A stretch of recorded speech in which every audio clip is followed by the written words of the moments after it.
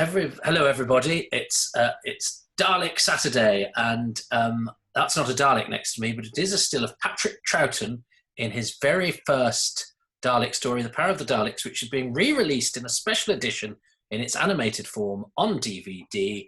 And I'm delighted to be joined not by the animated version of Patrick Troughton, but by the man responsible for getting onto the screen, who unfortunately only exists through the sheer force of his own will, so has no physical form, so is going to be a disembodied voice hiding behind an avatar of virtue of Patrick Troughton. Charles Norton, hello. Either that or the webcam just doesn't work. Yeah. Let's not spoil the mystery. So, Charles, for the uninitiated, what is your role in the animated DVD range? Well, at the moment, just working on the new Power of the Daleks, really. But previously, I also directed the Macra Terror and certain parts of Sharda as well. But right now, I'm focused on the Power of the Daleks special edition with lots of other people working on other animation projects as well. So what was the motivation behind bringing Power of the Daleks out again this year? Well, the motivation behind doing it now was basically because this year, 2020, is the 100th anniversary of Patrick Troughton's birth. And the idea was that we would try and bring out a slightly larger quotient of Patrick Troughton DVD releases this year to sort of tie in with that. For some reason that I'm not quite sure of, actually, the whole sort of Troughton 100 thing has perhaps not been played up all that much, actually. But that was the original sort of motivation about for doing it now, as opposed to perhaps doing it next year or at any other time. It was to tie in with Troughton's 100th anniversary and go alongside some of the other Troughton releases this year, like Face of Swans and View from the Deep. And it's been sort of mentioned in some of the publicity, and your some of the animation from the version that was released in 2016 has been updated or changed. So what has been changed, and what are the reasons for that? Well, pretty much everything has been changed to some greater or lesser degree. There are the entire thing has been recomposited, which is to say all of the sort of elements that go into a shot have been put together again from scratch. But there are certain parts that have been changed rather more drastically than that. Most of episode 1 is very, very, very different to what it was before. The opening TARDIS scene, for instance, has basically, not entirely, but almost entirely been reanimated from scratch. And in terms of from scratch, I mean, we started with a blank piece of paper and started storyboarding it again and did everything all the way up to rendering out animation. So every part of that's been changed. Other shots have been modified slightly less drastically. We weren't very happy with, in episode 5, I think it was, character of Lesterson basically goes mad, and we weren't entirely happy with how well we were sort of communicating that, how well we were getting the performance across. So most of Lesterson in episode 5 has been redone from scratch as well, but largely conforming to the sort of pattern of shots that we had before. So yeah, an awful lot has been changed basically. Episode 1 most of all. Episode 1 is the one that is pretty unrecognizable, and I hope people will appreciate that it's a perhaps more consistent piece of work now, and that the certain parts of the animation aren't perhaps letting it down in quite the way that they did in the original 2016 rush release. Okay, so you just said rush release. What were the circumstances that meant that release was compromised in your view then? Well, it wasn't really anyone's fault, but we just ended up with an awful lot less time than we needed. We also ended up with rather less money than the animations have now, but that was actually probably less of an issue. What happened in that instance was that partway through production, relatively early on in production, somebody realised that we were coming up to the 50th anniversary of the first broadcast of Power of the Daleks. And BBC Worldwide, as it was then, were very keen to tie in with that for very obvious reasons. And that meant that we ended up having to accelerate production quite a lot. And it was already a very tough ask to try and deliver on time. So, we didn't have the time we really needed, unfortunately. And I've obviously, when one tweets these things or goes on forums when these things are announced, various fans have various questions. So the most common questions seem to me to be, one, it says The Highlanders is on as an extra. Is that all 4 missing episodes returned without you telling us? Is it a whole animation? I know it's not either of those things, but you know how excited the internet gets. So what form does The Highlanders take as an extra? Well, I'm sorry, but it actually doesn't. Oh. About a week ago, actually, I think it was, maybe a little over a week ago, we realised that we didn't quite have enough space on the DVD for all of the special features we currently had on there. And so we decided that the Highlanders item that we had on there, which was just it was just a narrated audio track of the episode. There was no new animation. It's just a narrated audio track. We knew that the Highlanders was a story that was highly unlikely ever to be animated due to its complexity. And as it was the next story on from Power of the Daleks, we thought, well, why don't we just stick the audios on there? Because we thought people might like it, sort of completist sort of thing, really. But as I say, about a week to 10 days ago, we had a meeting with John over at Pixelogic, who do all the authoring for the discs, and he said, "I'm really sorry, but you do have a problem here in terms of DVD capacity." So we had to lose something. So we decided to drop the Highlanders audio episodes, and we kind of thought that we'd also dropped it from the press release, and rather embarrassingly, we sort of forgot. I'm glad I asked the question. So I'm really sorry for everybody, but the Highlanders has been moved to a future release, and it shouldn't really have been on the press release. Sorry.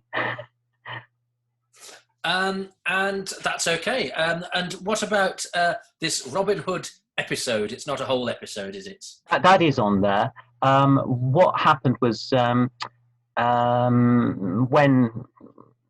when British television started making television drama in the 30s, 40s, and early 50s, it was all done live, and nobody really started to think about maybe trying to record television drama until we hit about 1953, and they did a few experiments to sort of they created this new TV recording machine, which was called a Meckow tele-recording machine.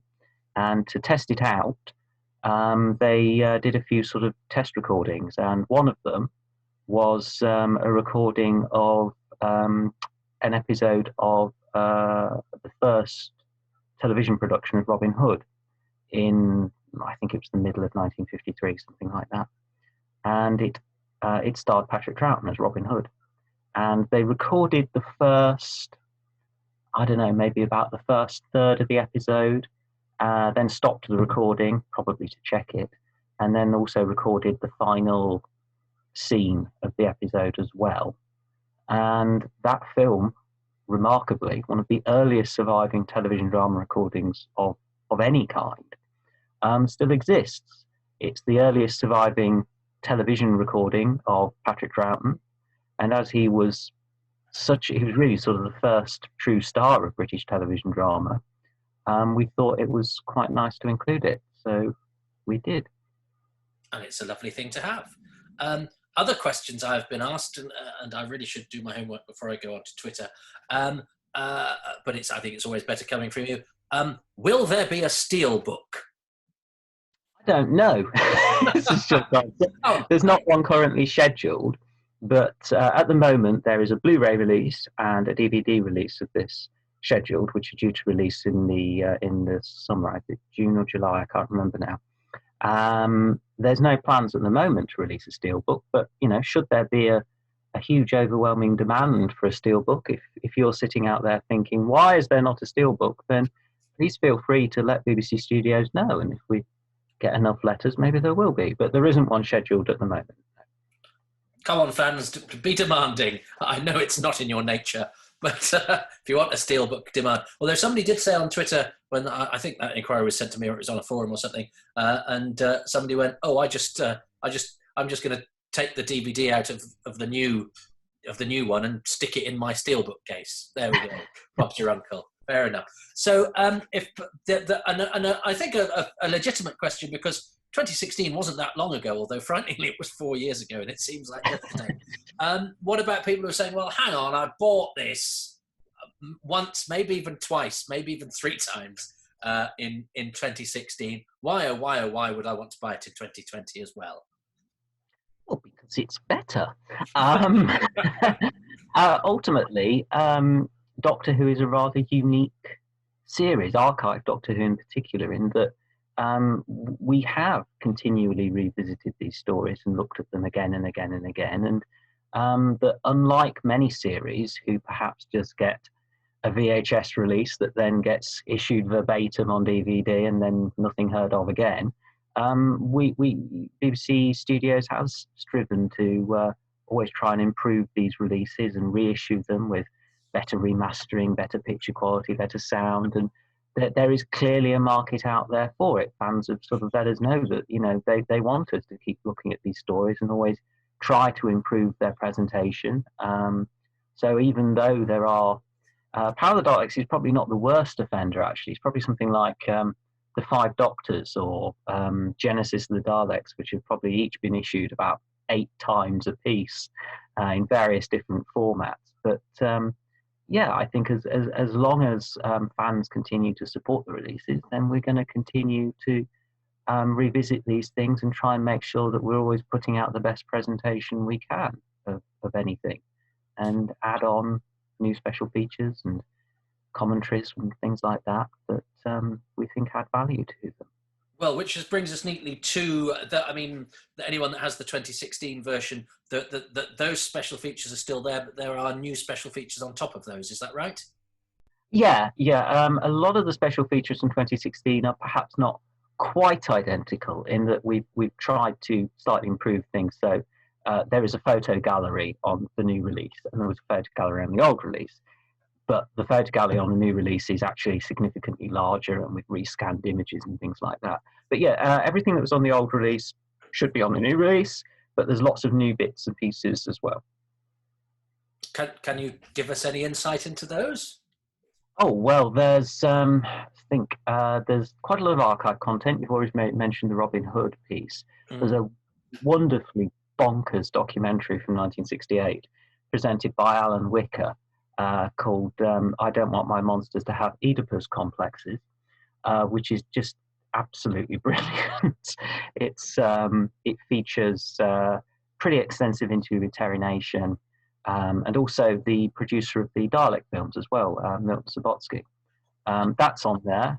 It's a new high definition 2K scan of the original film negative, so it looks lovely as well. What else is on there? We've got the Daleks, the Early Years, which is a 1993 documentary that's previously up to now only been available on VHS. So hopefully it'll be a bit more accessible now it's on shiny disc. The question asked about that on forums that I've seen is, does that mean that will include the episodes, or is it just the linking stuff from that documentary? Does it have the episodes included in that documentary? Which were Daleks, the Early Years was basically you had a documentary with interviews with people like Terry Nation and Raymond Kuzik, which was presented by Peter Davison, and at certain points in the documentary, they sort of stopped it and played you a full episode, and I think Yeah. there's three episodes on there. Those episodes are available on DVD and in other forms, and as I say, we have been rather pressed with DVD space. So instead of Peter Davison stopping the documentary and introducing a full episode, he now just introduces a clip from that full episode. So everything that was newly created for that release, that for Daleks the Early Years, is on there, but it no longer contains 3 full episodes because they are available elsewhere on DVD. Yeah, and you'd have had to pay royalties to the cast and crew and musicians and everything. We still have to do that because we're using clips from the episodes. Yeah, we didn't think there was. If we'd have put 3 full episodes on there, we'd probably have needed to go to a 4th disc. And as I say, the 3 episodes that were on Daleks the Early Years have been released on DVD as well. I mean, it's not like they're not out there. Yes, it was a question I saw asked if people weren't clear. So I'm hoping to clear up. I'm hoping people come to this interview and go, these are the things I want to know about this release. And when they go away, they go, I know all of those things now. Hooray. Yes, what else have you got extras wise that's new? There's 2 new documentary features. Well, I say there will be. We're actually not quite finished one of them just yet, but I'm hoping we'll be finished it sometime tomorrow. The first of these is called Behind the Scene, and what that is basically about is it's the sort of struggling to describe this really. It's a slightly odd one. It's sort of an anatomy of how one scene in Power of the Daleks was put together. We worked with Mike Tucker, the visual effects supervisor, who's been working on Doctor Who now since about 1985. We worked with Mike, and he basically takes you through the process of how a scene was put together, a visual effects scene was put together in Power of the Daleks, and he does this by basically remaking it from scratch. It's the conveyor belt scene from episode 4, and Mike rebuilt all of the models and the miniature set, showed how it was put together, and then we got a film camera with some 1960s film stock, and we refilmed the entire scene and show you how it was put together. So that's one thing that's on there. Right. The other thing that's on there is perhaps a slightly more straightforward making of documentary, which is Power of the Daleks from script to screen, which is the thing we're actually working on at the moment. We've not quite finished it yet. It's been quite a complicated production, that one, because it's basically been made almost entirely during lockdown. So it's morphed into a slightly different documentary to the one we planned. It uses a lot of archive content, and hopefully it attempts to tell the story of how Power of the Daleks was put together in quite a lot of specific detail. It doesn't replace the documentary that was on the original, which focuses more on interviews with the cast and crew. Yeah. But attempts to sort of supplement that by looking more at the sort of minutiae of production. Not least of all because, well, we can't really interview anybody right now because we're all locked in our houses. And even if you could, sadly, since 2016, 4 key members of the Power cast and crew have died. Because I interviewed Nicholas Hawtrey for the last release, and he's since died. Pamela Ann Davey, I interviewed. We missed her for the DVD, but I interviewed her anyway. I did 2 long phone calls with her, and we kept in touch. But she's since died. Derek Dodd has since died. Edward Kelsey, who's on that commentary track, has since died.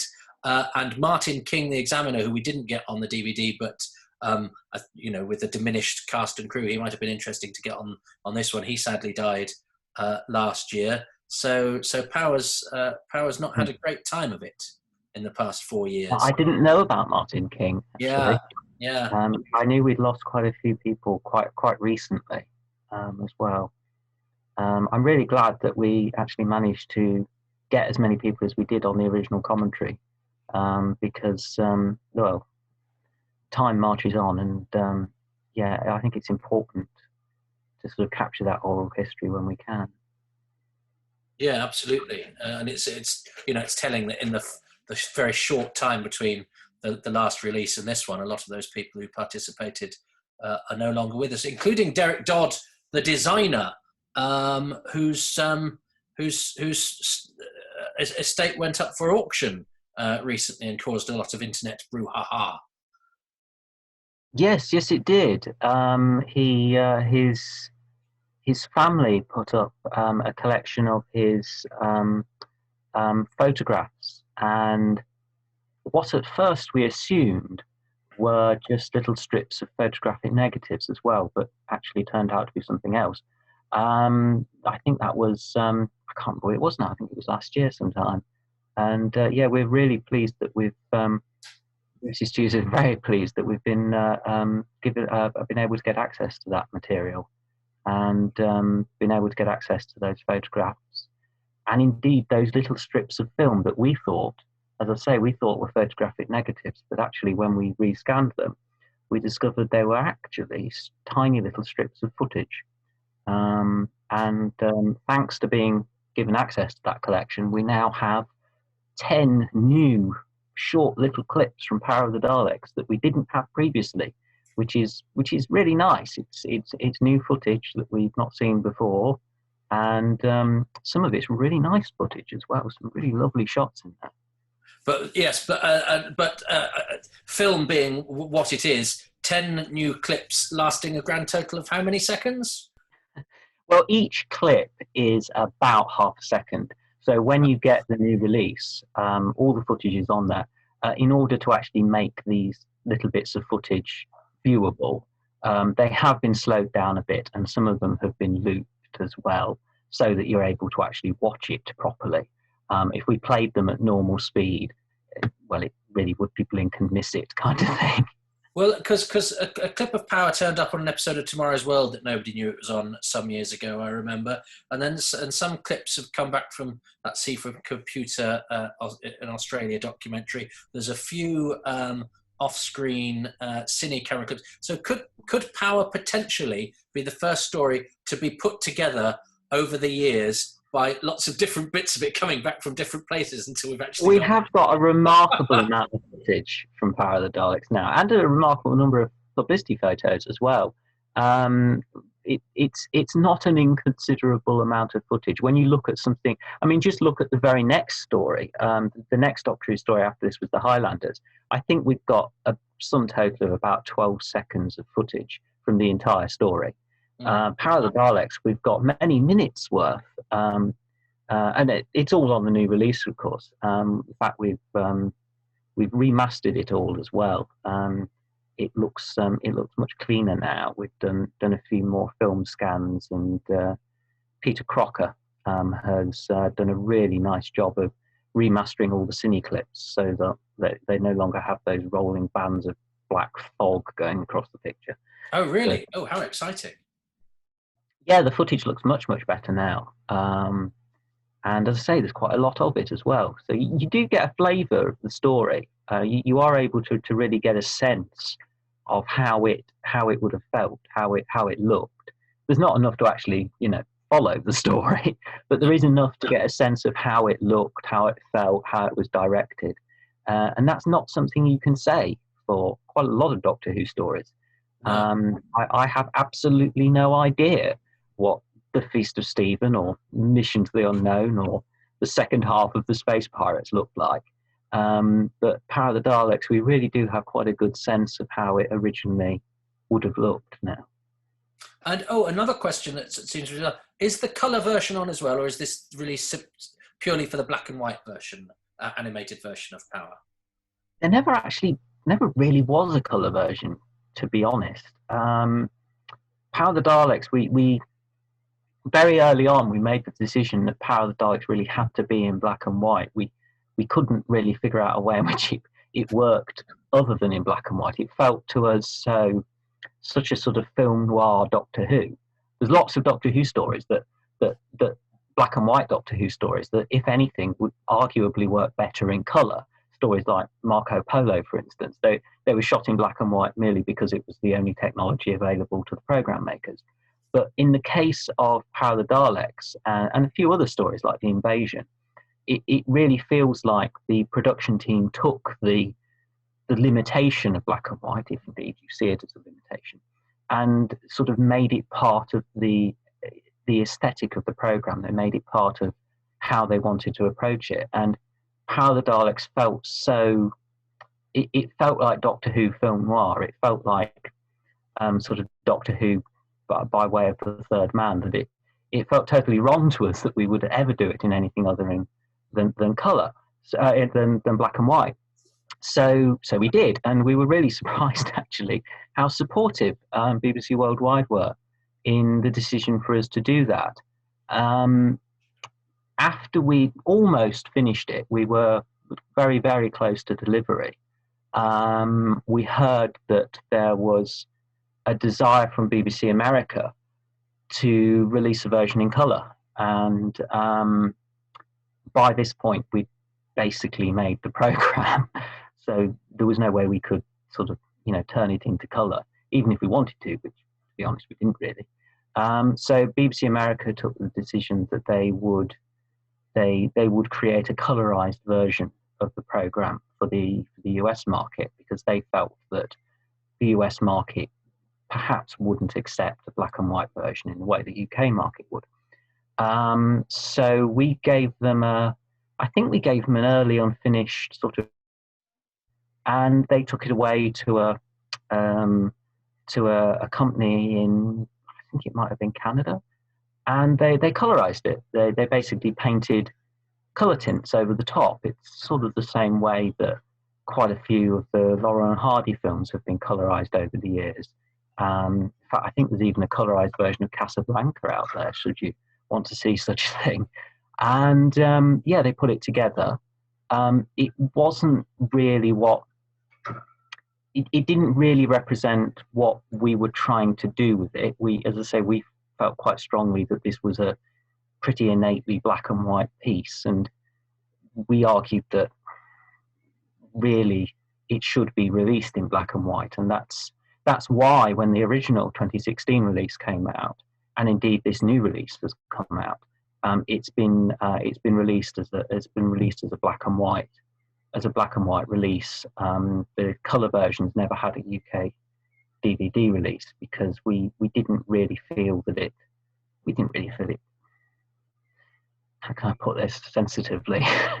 we felt it didn't really represent what we were trying to do as program makers, and we didn't feel it represented what the original program makers were trying to do either. And although we can understand how there might be a market out there for people who want to see colorized versions of black and white programs and black and white films, we didn't really feel it was true to what we were trying to do. It wasn't something we really wanted to happen, to be honest, and none of us had any involvement in it. I think a few of us had our names taken off it. So although the colour version is available overseas, you can order it. I think it's available in Australia and America.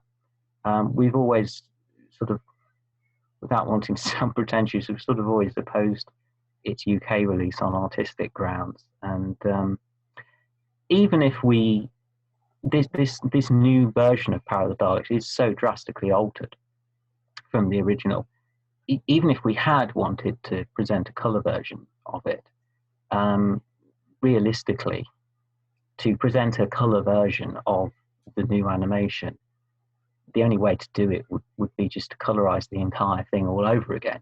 There wouldn't be any other way of doing that, and we wouldn't have had the resources to do that even if we wanted to. So sorry, I probably waffled on there for longer than you really wanted me to. I think it was wafflingly diplomatic was what you were doing. I could tell what you were trying to say, and but I thought you maintained a very diplomatic stance throughout all of that. No, It didn't feel definitive to us, I suppose. In the same way, as I say, there is a colorized version of Casablanca out there, but if you were to buy a sort of definitive version of Casablanca on Blu-ray, I don't think anybody would expect the colorized version to be on there. Yeah, no, sure. And the other question that seems to always be asked at times like this, when a DVD release is announced, so this is a question I think I speak on behalf of all fans. When is open brackets, insert name of my favourite story here, close brackets, being released, and why hasn't that been released yet? So how is it decided? What stories are going to be next? I get, you can't tell us what's coming out next because that information is obviously kept. Well, I could. I'm not going to. You could, yeah. But how are those decisions made? Do producers pitch, or is an edict a directive from on high that you have to fit to? How does it work? Well, Doctor is a bit unusual, actually, in that there are basically two commissioning editors for Doctor Who. There isn't an overarching person in charge of Doctor Who releases at BBC Studios. There is Paul Hembry, who runs the animation range. Indeed, the animation range was his idea. So he is executive producer of the animation range. And quite separate to that, entirely separate to that, you have Russell Minton, who is the commissioning editor and executive producer of the season box set range. And the season box sets and the animation range run completely separately. There's very little crossover between them. I mean, Paul and Russell work in the same building, so they do. But ultimately, decisions about the animation range are taken by Paul Hembry, and decisions about the box set range are taken by Russell Minton. The projects are set up and run in a very different ways. So the box sets, for instance, don't spend a huge amount of money on their feature content, because obviously the box sets present existing feature content, but they do spend a lot of money on the special features content for those box sets. With the animation projects, it's essentially the other way around.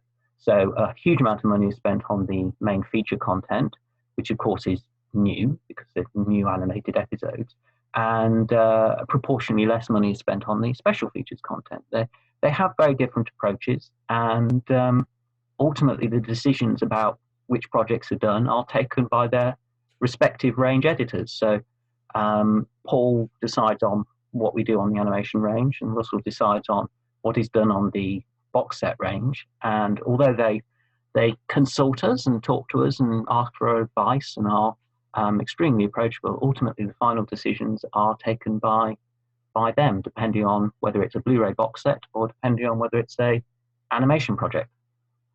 Well, that's brilliant. Well, thank you, Charles. I'm going to see if I've managed to record this successfully. Thank you for joining us. What would you say to viewers is the one thing that you're looking forward to hearing reactions from most about this forthcoming Power release? What's the thing you're most keen for the fans to see? I think the thing I'm probably most looking forward to is the fans who've put together incredibly long and detailed YouTube videos dissecting every shot. And I'm really hoping that they'll do incredibly long, detailed dissections of shot comparisons between the old version and the new version, just so that people can observe how clever we've been in doing things, and they can say how marvellous we are. Well, I think you're marvellous, Charles, and I say it before I go to bed every night. I'll say a proper goodbye to you as a human being, but for the purposes of this interview, thank you very much for giving your time, because I know you're not the keenest of interviewees, and for letting us know all about Power of the Daleks.